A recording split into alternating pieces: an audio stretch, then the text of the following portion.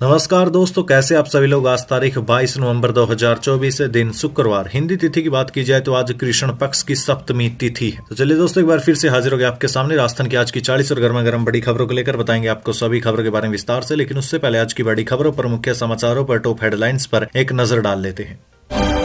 राजस्थान उपचुनाव रिजल्ट के बाद कांग्रेस में बड़े फेरबदल की तैयारी, गोविंद सिंह डोटासरा ने दिल्ली भेजी लिस्ट। इसी के साथ ही राजस्थान में सब इंस्पेक्टर के पदों पर निकली वैकेंसी, जाने आवेदन प्रक्रिया से जुड़ी हर जानकारी। दोस्तों, राजस्थान में 7 सीटों पर आखिर क्या रहेगा परिणाम, किस सीट पर किसका पलड़ा भारी, बताएंगे दोस्तों आपको बड़ी खबर। इसी के साथ ही राजस्थान के लिए बड़ी न्यूज, बीकानेर हाउस की होगी कुर्की, कोर्ट ने दिया आदेश।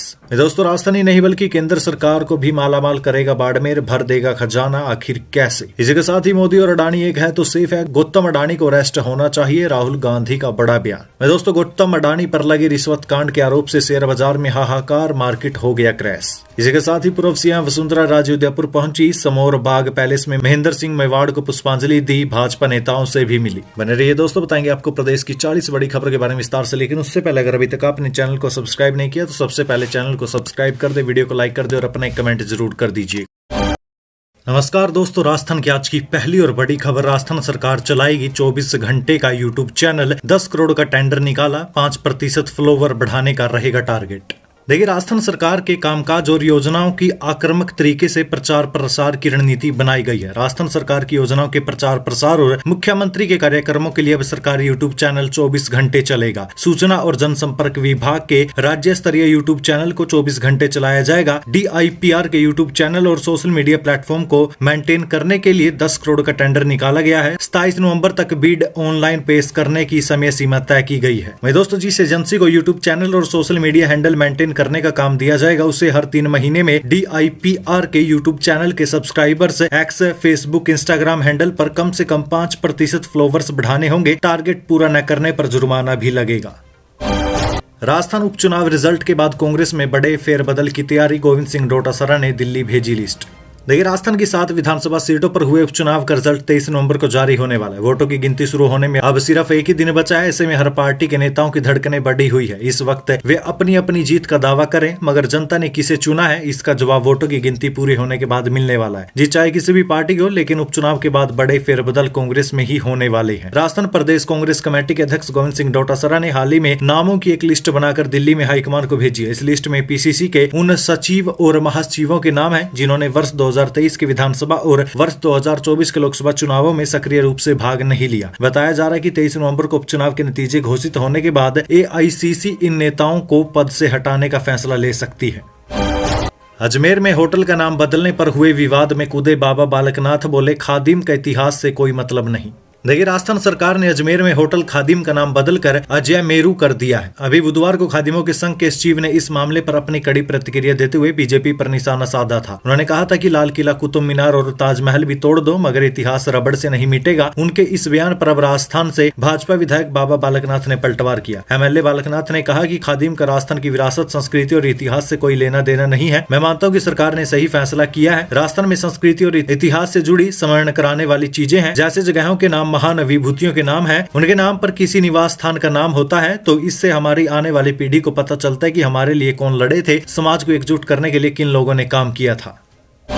ये एक गेम चेंजर है। राजस्थान में बच्चों को भाषण देते हुए उपराष्ट्रपति धनखड़ ने की PM मोदी की तारीफ। देखिए, राष्ट्रीय शिक्षा नीति 2020 को गेम चेंजर करार देते हुए उपराष्ट्रपति जगदीप धनखड़ ने शिक्षा को बदलाव का सबसे बड़ा केंद्र बताया। उन्होंने कहा कि शिक्षा समाज में समानता को बढ़ावा देती है और असमानता को दूर करती है। बाल दिवस के अवसर पर झुंझुनू जिले के काजरा में जवाहर नवोदय विद्यालय के छात्रों को संबोधित करते हुए कही थी। राष्ट्रीय शिक्षा नीति 2020 की प्रशंसा करते हुए उपराष्ट्रपति ने कहा, ये गेम चेंजर है। 3 दशकों के बाद भारत को नई शिक्षा नीति मिली है, जिसका मकसद छात्रों को किताबों के बोझ से मुक्त कर उन्हें कुशल बनाना है। ये नीति 2047 तक भारत को विकसित भारत के रूप में स्थापित करने में मदद करेगी। उन्होंने अनुशासन, संस्कृति और मानव विकास के महत्व पर भी जोर दिया।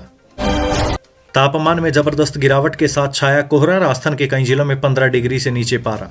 देखिए, राजस्थान समेत देश के कई राज्यों में ठंड का असर दिख रहा है। बीते कुछ दिनों से तापमान गिरने के साथ ही कोहरे का दौर भी शुरू हो चुका है। प्रदेश के कई हिस्सों में न्यूनतम तापमान 15 डिग्री से नीचे पहुंच गया। वहीं मौसम विभाग के अनुसार आने वाले दिनों में प्रदेश के कई हिस्सों में तापमान में अच्छी खासी गिरावट दर्ज की जाएगी और सर्दी का असर और ज्यादा बढ़ जाएगा। मौसम विभाग के मुताबिक आगामी 2 दिनों के दौरान राज्य में घना कोहरा रहने की संभावना तो नहीं है। बीकानेर में गर्ल्स डिफेंस एकेडमी की होगी स्थापना, कलकत्ता गए मंत्री दिलावर की पहल पर 100 करोड़ का MOU साइन। देखिए, राज्य के बीकानेर जिले में गर्ल्स डिफेंस एकेडमी की स्थापना होगी। इस बात की घोषणा कलकत्ता दौरे पर गए शिक्षा मंत्री मदन दिलावर ने की है। शिक्षा मंत्री मदन दिलावर के कलकत्ता दौरे के दौरान ही बीकानेर में गर्ल्स डिफेंस एकेडमी के लिए इसका MOU साइन हुआ। आपको बता दें कि भारत और पाकिस्तान सीमा से सटा बीकानेर सैन्य बलों का बड़ा ठिकाना है। यहाँ पहले से ही Mahajan firing range, military base camp, air force station, air force का अपना एयरपोर्ट भी मौजूद है। अब यहाँ गर्ल्स डिफेंस एकेडमी बनने से सेना में जाने वाली लड़कियों को ट्रेनिंग मिलेगी। राजस्थान में सब इंस्पेक्टर के पदों पर निकली वैकेंसी, जाने आवेदन प्रक्रिया से जुड़ी हर जानकारी। देखिए, राजस्थान लोक सेवा आयोग ने SI टेलीकॉम के 98 पदों पर भर्ती का विज्ञापन जारी कर दिया। इन पदों पर भर्ती के लिए 28 नवंबर से ऑनलाइन आवेदन की प्रक्रिया शुरू होगी, जो कि 27 दिसंबर 2024 तक चलेगी। आयोग की तरफ से कहा गया है कि ऑफलाइन आवेदन स्वीकार नहीं किए जाएंगे, यानी केवल ऑनलाइन आवेदन लिए जाएंगे। भर्ती को लेकर परीक्षा की तारीख और सेंटर के बारे में बाद में बता दिया जाएगा। इच्छुक उम्मीदवार SI भर्ती टेलीकॉम से जुड़ी विस्तृत जानकारी आयोग की वेबसाइट पर जाकर पा सकते हैं। दोस्तों, गृह ग्रुप 1 विभाग में SI टेलीकॉम के पदों पर भर्ती के लिए न्यूनतम आयु 20 वर्ष और अधिकतम आयु 25 वर्ष तय की गई है। आयु की गणना 1 जनवरी 2025 तक की जाएगी। मतलब 1 जनवरी 2025 को 20 वर्ष न्यूनतम और 25 वर्ष अधिकतम होनी चाहिए। RPSC ने बताया कि अभ्यर्थियों का चयन लिखित परीक्षा, शारीरिक दक्षता और साक्षात्कार के माध्यम से किया जाएगा। अगले 5 साल में राजस्थान की अर्थव्यवस्था को दोगुना करने का लक्ष्य है, मुख्यमंत्री भजनलाल शर्मा का बयान। देखिए, मुख्यमंत्री भजनलाल शर्मा ने कहा कि उनकी सरकार अगले 5 साल में राज्य की अर्थव्यवस्था को दोगुना कर 350 अरब डॉलर करने का लक्ष्य लेकर चल रही है। वे जयपुर स्थित शिवालय में सिंगापुर के प्रतिनिधि मंडल के साथ बैठक को संबोधित कर रहे थे। उन्होंने कहा कि हमारा लक्ष्य है को अगले 5 वर्षों में 180 अरब से दोगुना करके 350 अरब डॉलर की अर्थव्यवस्था बनाना है। सीएम ने कहा कि PM नरेंद्र मोदी के विकसित भारत 2047 के लक्ष्य के अनुसार हम भी विकसित राजस्थान 2047 के लिए काम कर रहे हैं और सिंगापुर इसमें हमारा बहुत महत्वपूर्ण साझेदार बन सकता है। वहीं आधिकारिक बयान के अनुसार उन्होंने सिंगापुर से आए प्रतिनिधियों का स्वागत करते हुए कहा कि राजस्थान की संस्कृति अतिथि देवो भव की रही है और राजस्थान अपने अद्वितीय संस्कृति और विरासत के लिए दुनिया भर में मशहूर है। उन्होंने कहा कि PM मोदी की एक्ट ईस्ट पॉलिसी का सिंगापुर बहुत महत्वपूर्ण भागीदारी है और सिंगापुर ने अपने आर्थिक मॉडल से विश्व को प्रेरित किया है।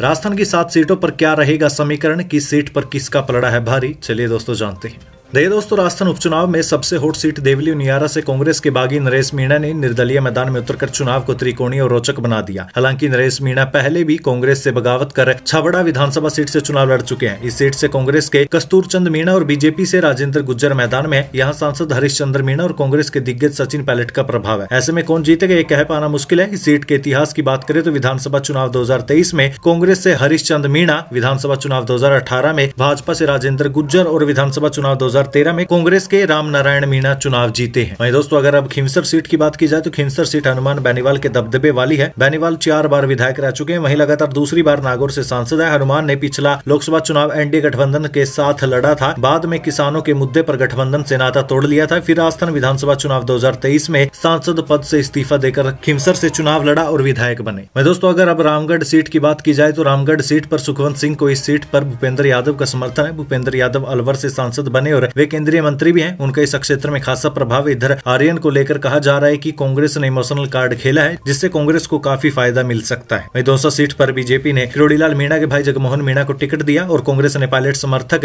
DC बैरवा को प्रत्याशी बनाया। सांसद मुरारीलाल मीणा के दौसा से जीतने के बाद ये सीट खाली हुई थी। सीट पर किरोड़ीलाल मीणा और कांग्रेस के दिग्गज नेता सचिन पायलट की साख की लड़ाई है। ऐसे में दौसा विधानसभा सीट पर चुनाव को प्रतिष्ठा से जोड़कर देखा जा रहा। और दोस्तों, यही हाल सलूम्बर, झुंझुनू और 84 सीट का है। किसी भी सीट पर यह नहीं कहा जा सकता कि यहाँ पर बीजेपी जीतेगी या फिर कांग्रेस जीतेगी या फिर कोई और पार्टी जीतेगी, क्योंकि हर सीट पर मुकाबला टक्कर का है। शिल्पा शेट्टी को इस मामले में मिली बड़ी राहत। राजस्थान हाईकोर्ट ने रद्द की FIR, वकील ने दी ये दलील। देखिए, राजस्थान हाईकोर्ट ने बीते दिन अभिनेत्री शिल्पा शेट्टी और अभिनेता सलमान खान को बड़ी राहत दी है। जोधपुर हाईकोर्ट ने एक फैसला सुनाते हुए दोनों के खिलाफ SC/ST एक्ट में दर्ज FIR को रद्द कर दिया। बता दें, अभिनेत्री शिल्पा शेट्टी के खिलाफ दिसंबर 2017 में चूरू कोतवाली में SC/ST का एक मामला दर्ज हुआ था। वहीं न्यायाधीश अरुण मोंगा की एक कलपीठ ने मामले की सुनवाई करते हुए कहा कि FIR में लगाए गए आरोप कानूनी रूप से अपराध साबित करने के लिए आवश्यक तत्वों को पूरा नहीं करते। कोर्ट ने 3 साल से अधिक की देरी से दर्ज FIR पर सवाल उठाते हुए कहा कि FIR में असाधारण देरी से आरोपों की सच्चाई पर गंभीर संदेह होता है और ये अक्सर बात को बढ़ा चढ़ाकर पेश करने का नतीजा होती है, जिससे मामले पर विश्वास करना मुश्किल हो जाता है। मकानों और दुकानों पर चला बुलडोजर, लोगों का छलका दर्द, हमारा अतिक्रमण नहीं पट्टा है साहब।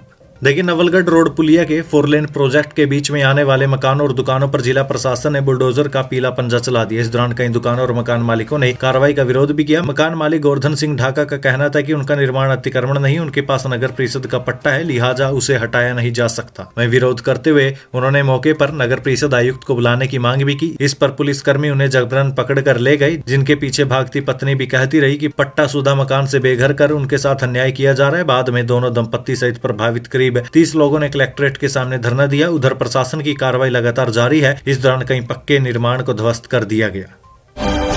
राजस्थान के लिए बड़ी खबर, बीकानेर हाउस की होगी कुर्की, कोर्ट ने दिया आदेश।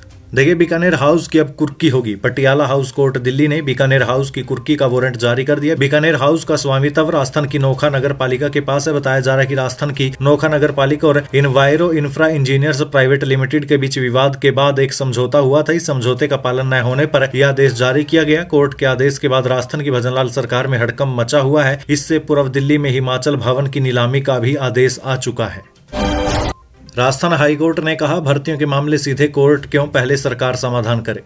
देखिए, राजस्थान हाईकोर्ट ने आवेदन में तथ्य संबंधी मामलों के सीधे उसके पास पहुंचने पर नाराजगी जाहिर की। वहीं भर्तियों के कार्य में तेजी लाने की मंशा जताते हुए कहा कि तथ्य संबंधित शिकायत के समाधान के लिए सरकारी स्तर पर प्रभावी व्यवस्था क्यों नहीं है। कोर्ट ने इस बारे में सुझाव देने के लिए आज यानी 22 नवंबर को प्रमुख स्वास्थ्य सचिव और विधि सचिव को व्यक्ति से या वीसी के जरिए हाजिर होने को भी कहा है। न्यायाधीश समीर जैन ने कहा कि शिकायतों का सरकारी स्तर पर समाधान न होने पर अभ्यर्थियों को कोर्ट आना पड़ता है। न्यायाधीश जैन ने महिला स्वास्थ्य कार्यकर्ता भर्ती से जुड़े मामलों को लेकर दायर ज्योति मीना और अन्य की प्रत्याली याचिका पर सुनवाई के दौरान ये टिप्पणी की। कोर्ट ने कहा कि याचिकाएं तथ्य आधारित हैं, इन पर एक साथ सुनवाई मुश्किल है। राज्य सरकार एक आयोग या कमेटी बनाए ताकि अभ्यर्थी को नियुक्ति न मिलने के कारणों का पता लग सके।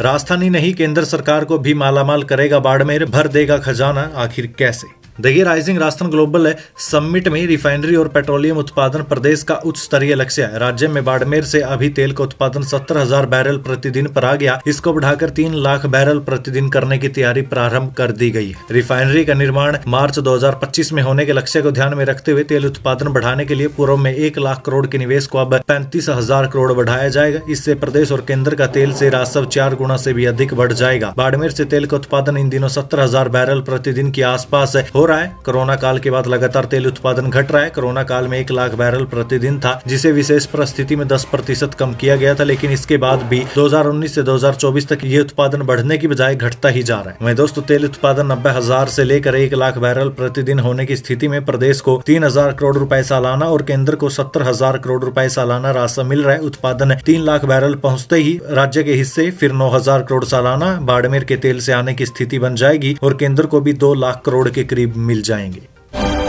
चलती ट्रेनों में अब अपराधियों की खैर नहीं, हर कोच में 6 सीसीटीवी, ट्रेन यात्रा होगी और भी ज्यादा सुरक्षित। देखिए, रेलवे ने ट्रेनों में सुरक्षा मजबूत करने के लिए प्रत्येक कोच में 6 सीसीटीवी कैमरा लगाने का फैसला किया। उत्तर पश्चिम रेलवे जोन के 226 कोच में ही 2 कैमरे लगे हैं। नई योजना के तहत कैमरों की संख्या 3 गुना बढ़ाई जाएगी। रेलवे अधिकारियों के अनुसार ये कैमरे उच्च गुणवत्ता वाले होंगे। रिकॉर्डिंग 15 दिन तक सुरक्षित रखी जाएगी। वंदे भारत जैसी प्रीमियम ट्रेनों के अलावा शताब्दी, दुरंतो, गरीब रथ और पैसेंजर ट्रेनों में भी ये व्यवस्था लागू की जाएगी। ये कदम यात्रियों की शिकायतों के बाद उठाया गया, जिससे चलती ट्रेनों में होने वाले अपराधों पर नजर रखी जा सकेगी और त्वरित कार्रवाई भी संभव हो पाएगी। नया काम centre for railway information system को सौंपा गया है। अब घर से बाहर निकलना है और भी ज्यादा खतरनाक, स्थायी ओजोन से टेंशन में साइंटिस्ट। देखिए, जोधपुर में बीते 2-3 दिन से तेज उत्तरी हवा बहने से शहर की आबो हवा ताजा हो गई। कई दिनों बाद वायु गुणवत्ता सूचकांक यानी AQI 150 के नीचे आकर औसतन 132 माइक्रोग्राम प्रति क्यूबिक मीटर दर्ज किया गया। लेकिन शहर में सतही ओजोन का स्तर बढ़ गया, जो वाहनों के धुएं से निकलने वाले कार्बनिक पदार्थों के कारण होता है। आपको बता दें, ओजोन गैस अत्यधिक क्रियाशील होती है। इसकी वजह से श्वसन तंत्र की बीमारी यानी सांस लेने की बीमारियां, अस्थमा, COPD, ब्रोंकाइटिस पैदा होता है। वायरस और बैक्टीरिया संक्रमण के बगैर लगातार खांसी आना ओजोन के कारण है। वर्तमान में जोधपुर में वायरल बुखार तेजी से फैल रहा है, जिससे लगातार खांसी, बुखार और जोड़ों का दर्द बना रहता है। मौसम के साथ ही अब वायु प्रदूषण भी लोगों को बीमार करने में बड़ी भूमिका निभा रहा है। देश की सीमाओं पर तैनात होंगे रोबोटिक डॉग, पहाड़ से लेकर पानी तक में काम करेंगे, 10 किलोमीटर दूर से ऑपरेट किए जा सकते हैं।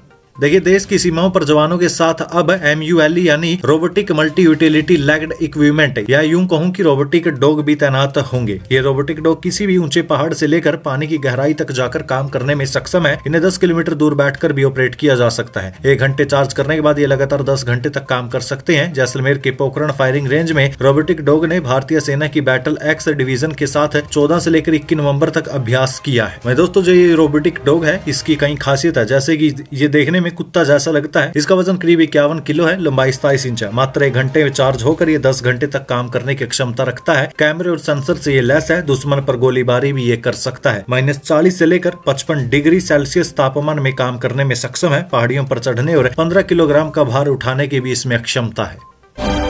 राजस्थान में निकाय चुनाव पर लटक सकती है तलवार, 1 स्टेट 1 इलेक्शन पर UDH मंत्री ने दिया ये बयान। देखिए, राजस्थान में 5 नगर निगम सहित 49 नगरीय निकायों का कार्यकाल 25 नवंबर को पूरा हो रहा है। ऐसे में निकाय चुनावों को लेकर सुगबुगाहट तेज हो गई। सूत्रों के मुताबिक नगर निगम और नगर पालिकाओं के चुनाव को लेकर निर्वाचन विभाग ने तैयारी शुरू कर दी है। प्रदेश में वोटर लिस्ट को लेकर निर्वाचन विभाग अपने काम में लग गया। हालांकि चुनाव कब होंगे इसको लेकर सरकार की तरफ से कोई जानकारी नहीं दी गई। इधर चुनाव की तैयारियों को देखते हुए निर्वाचन आयोग ने 10% अतिरिक्त कर्मचारियों की सूची तैयार करने के भी निर्देश दिए, ताकि उन्हें रिजर्व में रखा जा सके और जरूरत पड़ने पर इस कार्य में लगाया जा सके। इसी बीच राजस्थान सरकार की UDH मंत्री झावर सिंह खर्रा ने कार्यक्रम में निकाय चुनावों को लेकर बड़ा बयान दिया। झावर सिंह खर्रा ने कहा कि उनका और सरकार का यही विचार है कि सभी निकायों में 1 स्टेट 1 इलेक्शन के तहत एक साथ चुनाव करवाए जाएं। इससे पहले भी मंत्री झावर सिंह खर्रा कह चुके हैं कि राजस्थान में हर हाल में 1 स्टेट 1 इलेक्शन लागू किया जाएगा।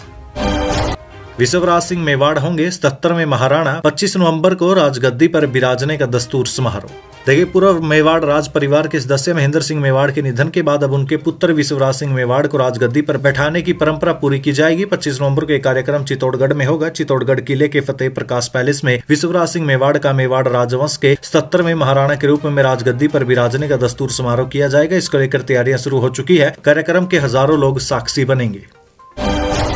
ग्रामीण रहन सहन, वेशभूषा और संस्कृति से रूबरू हुए विदेशी पर्यटक।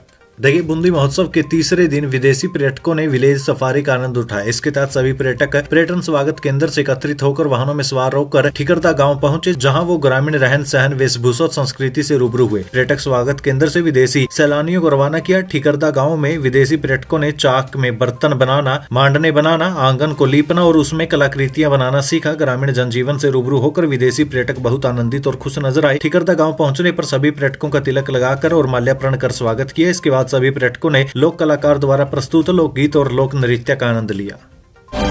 मोदी और अडानी एक है तो सेफ है, गौतम को अरेस्ट होना चाहिए, राहुल गांधी का बड़ा बयान। देखिए, कांग्रेस नेता राहुल गांधी ने कारोबारी गौतम अडानी पर हमला बोला। अमेरिका में रिश्वत कांड को लेकर विवादों में घिरे अडानी को लेकर राहुल गांधी ने कहा कि अमेरिका की एजेंसी ने उन्हें रंगे हाथ पकड़ा है, लेकिन भारत में उनके खिलाफ कोई कार्रवाई नहीं होती। उन्हें तत्काल गिरफ्तार करना चाहिए। राहुल गांधी ने पीएम मोदी पर अडानी को बचाने का आरोप लगाया। राहुल गांधी ने कहा कि मुझे आश्चर्य हो रहा है कि अडानी इस देश में एक स्वतंत्र व्यक्ति की तरह क्यों घूम रहा है। मुख्यमंत्री को गिरफ्तार किया गया। अडानी ने जाहिर तौर पर 2000 करोड़ रुपए का एक घोटाला किया, कई और अन्य घोटाले किए, लेकिन वो बेखौफ घूम रहा है। हम इसे बार बार दोहरा रहे हैं। वहीं राहुल गांधी ने कहा कि जेपीसी महत्वपूर्ण है, इसे किया जाना चाहिए, लेकिन अब सवाल यह है कि अडानी जेल में क्यों नहीं है। अमेरिकी एजेंसी ने कहा कि उन्होंने भारत में अपराध किया है, उन्होंने रिश्वत की पेशकश की है, बढ़ी हुई कीमतों पर बिजली बेची है। पीएम कुछ नहीं कर रहे हैं। अगर वो कुछ करना भी चाहते हैं तो नहीं कर सकते। अडानी के नियंत्रण में है। ध्यान दें, उन्होंने 2000 करोड़ रुपए का घोटाला किया, लेकिन मैं आपको गारंटी देता हूँ कि इस आदमी को न तो गिरफ्तार किया जाएगा और न ही जांच का सामना करना पड़ेगा, क्योंकि पीएम उससे जुड़े हुए हैं।